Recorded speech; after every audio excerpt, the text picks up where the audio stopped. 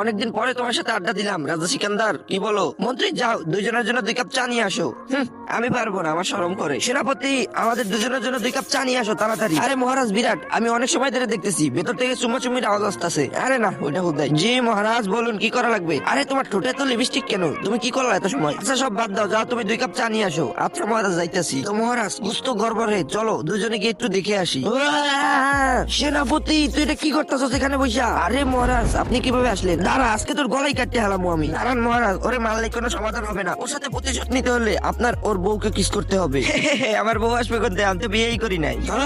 মন্ত্রী তাড়াতাড়ি ওকে বিয়ে করো, ওর বউকে আমি কিস করবো, তাও আবার ওর সামনে। দেখবো তারপরও কেমন জ্বলে। আচ্ছা ঠিক আছে মহারাজ। তো বন্ধুরা, তারপর কি হয় সেটা দেখাবো। তার আগে বন্ধুরা, তোমরা এই পবিত্র স্থানে যারা যেতে চাও তারা ভিডিওটা লাইক করে চ্যানেলটা সাবস্ক্রাইব করে দেবা। আর যারা ভিডিওটা লাইক করে চ্যানেলটা সাবস্ক্রাইব না করবে, তাহলে বুঝবো আমি তোমরা এখানে যেতে চাও না। কই মহারাজ, আমি বিয়ে করে চলে এসেছি। আপনি নাকি আমার বউকে কিস করবেন? সেনাপতি, তুমি আমার সাথে ফাইজলামি করো। তোমার বউ কোথায়? এই যে মহারাজ, নেন এখন কিস নেন।